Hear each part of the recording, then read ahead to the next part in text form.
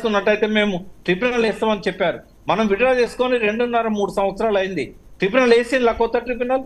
మొన్న ఎలక్షన్ టైంలో అది కూడా నిజమో కాదో తెలియదు, మేము బ్రజేష్ కుమార్ ట్రిబ్యునల్ కు రెఫర్ చేసాం తెలంగాణ సమస్యను అన్నాడు. రెండవది ఏంటంటే అసలు వీళ్ళు ఇవాళ ఎంత దారుణంగా మాట్లాడారంటే కృష్ణా నీళ్లను 4 రాష్ట్రాలకు విభజించాలని చెప్పడం అనేది తెలంగాణకు ఆత్మహత్య సదృశ్యము. రేవంత్ రెడ్డి గారు పదే పదే చెప్పారు. అంటే ఆయన ఏమనుకున్నాడంటే ఈ మొత్తం కృష్ణా నీళ్లను 4 రాష్ట్రాల మధ్యలో విభజించినట్టయితే మనకు ఎక్కువ నీళ్ళు వస్తున్నాయి అనుకున్నాడా, లేకుంటే ఇది ఇప్పుడు తేలేది కాదు 4 రాష్ట్రాలు అనేసరికి సుప్రీంకోర్టు స్టే ఇస్తుంది, అయ్యేది కాదు పోయేది కాదు, దీనివల్ల ఆంధ్రకు యథేచ్ఛగా నీళ్ళని తీసుకుపోవడానికి మనం తొండి పెడదామని చెప్పేసి ఏమని అనుకున్నాడో అర్థం కావట్లేదు. ఇది తెలంగాణకు ద్రోహం చేసే మాట. ఇవాళ ఆంధ్ర తెలంగాణ మధ్య విభజిస్తే 68% కృష్ణా బేసిన్ లో తెలంగాణ ఉంది, 32% ఆంధ్ర ఉంది. మనకి ఎక్కువ నీళ్లు వస్తాయి, కానీ మహారాష్ట్ర కర్ణాటకతో ముడిపెట్టినట్టయితే ఇప్పుడు వచ్చే నీళ్లు కూడా రావు. ఈ విషయం ముఖ్యమంత్రి గారికి ఎవరు చెప్తారో ఆ దేవుడే చెప్పాల్సిన అవసరం ఉంది. ఇందాక ప్రెస్ మీట్లో చెప్తున్నారు కదా, ఇది ఏపీ తెలంగాణ పంచాయతీ కాదు, మహారాష్ట్ర కర్ణాటక ఆంధ్ర కలిస్తేనే సమస్యకి పరిష్కారం అవుతుందని. అది మెడ మీద తలకాయనోడు ఎవడు కూడా మాట్లాడకూడదు తెలంగాణోడు. అది మనకు ఆత్మహత్య సదృశ్యం. తెలంగాణకు వచ్చే నీళ్లు కూడా రాకుండా చేసే పరిస్థితి అది ఆయన కుట్ర చేస్తున్నాడని నేను అనను, కానీ అది అపరిపక్వతతో నీళ్ల గురించి బేసిక్ నాలెడ్జ్ లేకుండా మాట్లాడే మాట. ఇవాళ బేసిక్ మొత్తం తీసుకున్నట్టయితే మహారాష్ట్ర కర్ణాటక చాలా ఎక్కువ ఉంటుంది తెలంగాణ కంటే. వాళ్ళకు ఆనాడు బ్రజేష్ కుమార్ ట్రిబ్యునల్ కంటే ముందు బచావత్ ట్రిబ్యునల్ ఎందుకు నీళ్ళని ఈ రకంగా పంచిందంటే బేసిన్ వైజ్ గా పంచలేదు. వాళ్ళు ఆనాటికి అమల్లో ఉన్న ప్రాజెక్ట్స్ ఏమున్నాయనేది చూసి 1960ని బేస్ ఇయర్ గా పెట్టుకొని అప్పటికి ఎక్కడెక్కడ ఎంత పంటలు పండుతున్నాయి కృష్ణా నీళ్లతోని వాళ్ళకి ఆ మేరకు ప్రొటెక్షన్ ఇద్దాం, ఎందుకంటే వీళ్ళు అడిగినన్ని నీళ్లు అందులో లేవు అని చెప్పి 2060 టీఎంసీలను అన్ని 3 రాష్ట్రాలకు కూడా, ఆనాడు ఆంధ్రప్రదేశ్ ఉమ్మడిగా ఉంది కాబట్టి 3 రాష్ట్రాలకు కూడా ప్రాజెక్టుల ఆధారంగా పంచిండ్లు కానీ బేసిన్ ఆధారంగా పంచలేదు. ఇప్పుడు బేసిన్ ఆధారంగా ఈయన కనుక డివిజన్ చేసినట్టయితే మహారాష్ట్ర కర్ణాటకకి ఎక్కువ నీళ్లు పోతాయి, తెలంగాణకు తక్కువ నీళ్ళు వస్తాయి, కోస్తాంధ్రకు తక్కువ నీళ్ళు వస్తాయి. కాబట్టి 2 తెలుగు రాష్ట్రాలకు కూడా అన్యాయం జరుగుతుంది ఒకవేళ కనుక 4 రాష్ట్రాలతోని ముడిపెడితే. ఒకవేళ ఈ 2 రాష్ట్రాల ఇప్పుడు సుప్రీంకోర్టు ఏదైతే తీర్పిచ్చిందో, బ్రజేష్ కుమార్ ట్రిబ్యునల్ ఏదైతే ఆనాడు వర్డిక్ట్ ఇచ్చిందో, కేంద్ర ప్రభుత్వం తీసుకున్న నిర్ణయం ఈ 2 రాష్ట్రాల మధ్య నీళ్ల పంపిణీ జరిగితేనే మనకు ఎక్కువ నీళ్లు వస్తాయి. ఒకవేళ మహారాష్ట్ర కర్ణాటకతో ముడిపెడితే వచ్చే నీళ్లు కూడా రావు, ఈ 299 టీఎంసీలు కూడా రావనే విషయాన్ని రేవంత్ రెడ్డి గారికి అర్థం చేయించాలి ఎవరైనా. రేవంత్ రెడ్డి కానీ లేకపోతే నీటిపారుదల శాఖ మంత్రి ఉత్తమ్ రెడ్డి కానీ వారు చేసిన బలమైన ఆరోపణ, జగన్తో అప్పటి సీఎం కేసీఆర్ గారు ఏకాంత చర్చలు జరిపారు. ఏకాంత చర్చల ఫలితంగా 299 టీఎంసీలు మాత్రమే దాన్ని ఎనఫ్ చేశారు అని. ఇవే కాదు వెంకట్, ఇప్పుడు మీడియా క్లిప్పింగ్స్ ఉన్నాయి, పేపర్ కటింగ్స్ ఉన్నాయి. ఆ చర్చలు ఎందుకు ఆగిపోయినాయో వీళ్ళిద్దరు తెలుసా? అసలు ఆ చర్చలు దేనికోసం జరిగినాయో తెలుసా? అసలు కృష్ణా బేసిన్ ఎక్కడుంది, గోదావరి బేసిన్ ఎక్కడుంది తెలుసా? ఉత్తమ్ కుమార్ రెడ్డి ఏమంటాడు, కృష్ణాలో 8 టీఎంసీలు తీసుకుపోతా అంటే వీళ్ళకి 2 టీఎంసీల కోసం 1,20,000 కోట్లు ఖర్చు పెడుతున్నారని చెప్తున్నాడు. అంటే ఇవాళ కృష్ణాలో 8 టీఎంసీలు ఆపుకుంటే సిద్దిపేటకు నీళ్ళు వస్తాయా? అసలు బేసిన్ అంటే ఏంది, రిడ్జ్ అంటే ఏంది, ఏ నీళ్ళు ఎక్కడ పోతాయి, ఎక్కడ ఖర్చు పెట్టాలి? ఇవాళ కాళేశ్వరం ఎందుకు మనకు? ఇవాళ వాళ్ళు కేసీఆర్ గారు అసెంబ్లీలో వీళ్ళందరికీ అర్థం కావడానికి పవర్ పాయింట్ ప్రజెంటేషన్ చేశారు. ఒక్కడని ఉన్నాడు ఆ కాంగ్రెస్ ఎమ్మెల్యే? ఉత్తమ్ కుమార్ రెడ్డి కూడా ఆ రోజు సభలో ఉన్నాడు కదా, ఆయన వాకౌట్ ఎందుకు చేయాల్సి వచ్చింది? ఆనాడు కనుక కేసీఆర్ ప్రజెంటేషన్ చూస్తే, లేదా ఆ తర్వాత టీవీలలో యూట్యూబ్లలో చూస్తే ఈ మెదట్ల బుద్ధి అనేది వచ్చేది కదా, నీళ్ళ గురించి ఒక జ్ఞానం వచ్చేది కదా.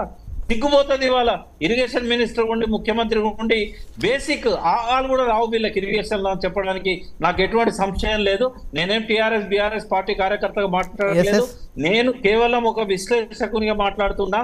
సిగ్గుపోతుంది తెలంగాణ బిడ్డను అయినందుకు.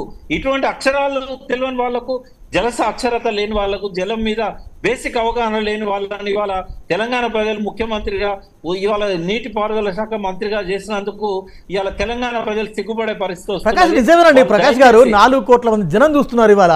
అసలు నిజంగా కూడా తెలంగాణ నదీ జలాలను, తెలంగాణ వాటాను ఏపీకి దారదత్తం చేసిండ్రు అంటే అసలు ఒక్కసారిగా తెలంగాణ జనాన్ని, ఈ 4 కోట్ల జనాన్ని ఏం చేద్దామని? వెంకట్, పోతిరెడ్డిపాడు ఎవరు కట్టారు? అవును, కాంగ్రెస్ పాలనలో రాజశేఖర రెడ్డి కట్టాడు.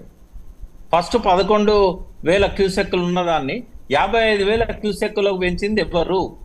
అది ఏ పాలన? కొన్ని సమైక్య రాష్ట్రంలో వాళ్ళు పెంచాలని చెప్తున్నారు. మరి అది కేసీఆర్కి ఏం సంబంధం? అడ్డుకున్నది కేసీఆర్ కదా. ఆనాడు పీజేఆర్ శశిధర్ రెడ్డి కాదా హైదరాబాద్ బ్రదర్స్ పేరు మీద పోతిరెడ్డిపాడు పెంచడానికి అడ్డుకున్నది?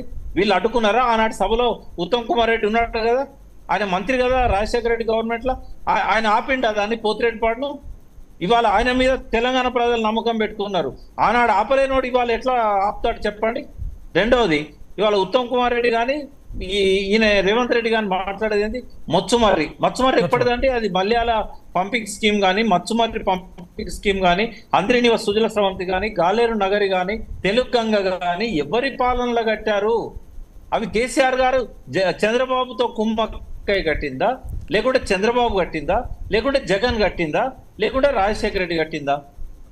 అది ఎన్టీ రామారావు ఇచ్చిన ప్రతిపాదనని రాజశేఖర రెడ్డి అమలు చేశాడు. శ్రీరామకృష్ణయ్య అని అప్పుడు ఇరిగేషన్ అడ్వైజర్ పెట్టుకొని ఆయన ఇచ్చిన సలహాల ప్రకారం రాజశేఖర రెడ్డి దాన్ని కొనసాగించాడు తప్ప అది కేసీఆర్ కు, జగన్ కు, చంద్రబాబుకు సంబంధం లేని వ్యవహారం. జగన్ ఏం చేశాడు?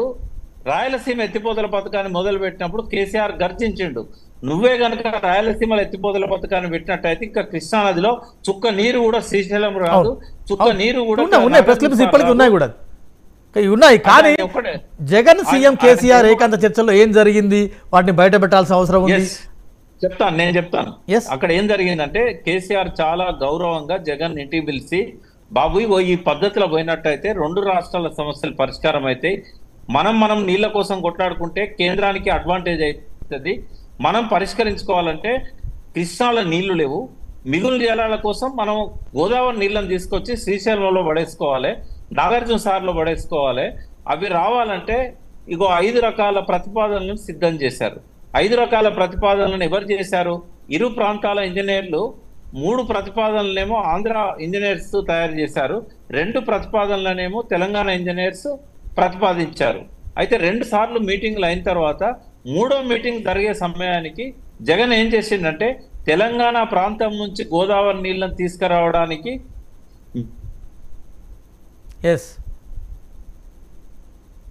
జగన్ కేసీఆర్ కుమ్మక్క అవుతున్నారు. తెలంగాణ భూభాగం నుంచి కనుక నీళ్లు వచ్చినట్టయితే మన దాకా రానియరు, దాన్ని నాగార్జున సార్ దగ్గర నుంచే తెలంగాణ మలుపుకపోతారు. ఈ జగన్ ఆంధ్ర ప్రయోజనాలను తాకట్టు పెడుతున్నాడు కేసీఆర్ దగ్గర అన్న తర్వాత ఆ పొలిటికల్ గా వచ్చే విమర్శను ఎదుర్కొనే సత్తా లేక జగన్ ఏం చేశాడు? ఈ చర్చలలో ఎక్కడ కూడా రాయలసీమ ఎత్తిపోతల పథకం అనేది లేదు. ఆనాడు పేపర్లు తిరిగేయమనండి, ఎక్కడ కూడా ఆ డిస్కషన్ రాలే. అయితే ఆయన ఏం చేశాడు? ఈ 5 ప్రతిపాదనలను పక్కకు పెట్టాడు. 3 ప్రతిపాదనలు ఆంధ్ర వాళ్ళు చేసినా ఒప్పుకోలేదు, 2 ప్రతిపాదనలు తెలంగాణ ఇంజనీర్లు చేసినా ఒప్పుకోలేదు. ఒప్పుకోకుండా ఏం చేశాడు? కృష్ణా నీళ్లను మలుపుకపోవడానికి రాయలసీమ ఎత్తిపోతల పథకం పెట్టాడు. అక్కడ కాలయాపన కోసం గోదావరి నీళ్ల కోసం ఏం చేశాడు? వ్యాప్కోస్ వాళ్ళకు సర్వే చేయమని ఇచ్చాడు. వ్యాప్కో సర్వే రిపోర్ట్ ఇచ్చింది. వ్యాప్కో సర్వే రిపోర్ట్లు ఏం చెప్పారు? మీరు నేరుగా శ్రీశైలంకు తీసుకురావచ్చు అని చెప్పారు. తెలంగాణ భూభాగంలోంచి కాకుండా నేరుగా గోదావరి జలాలను తీసుకురావచ్చు అని చెప్పారు. దాన్ని కొనసాగించకుండా ఈ రాయలసీమ ఎత్తిపోతల పథకం పేరుతోని మొత్తం నదిని మలుపుకపోవడానికి ప్రయత్నం చేశాడు. ఆపింది ఎవరంట? రేవంత్ రెడ్డిని చెప్పానండి. ఇప్పుడు అది ఎట్లా ఆగింది? ఎన్జిటిలో కేసు వేసింది ఎవరు? సుప్రీంకోర్టు పోయింది ఎవరు? సెంట్రల్ వాటర్ కమిషన్ నిలదీసి పనులు జరగకుండా ఆపింది ఎవరు? కృష్ణా బోర్డుకి ఇన్స్ట్రక్షన్స్ ఇప్పించింది ఎవరు? మీరే కనుక కృష్ణా నదిని మలుపుకపోతామంటే మధ్యలో నుంచే నేను మా తెలంగాణకు మలుపుకపోతా అని చెప్పి గర్జించింది ఎవరు? కేసీఆర్ చెప్పింది ఎవరికి తెలియలేదు? ఆ రోజు పేపర్లలో హెడ్డింగ్స్లలో రాలేదా? మీరే కనుక రాయలసీమలో ఎత్తిపోతల పథకం పెడితే దానికి పైన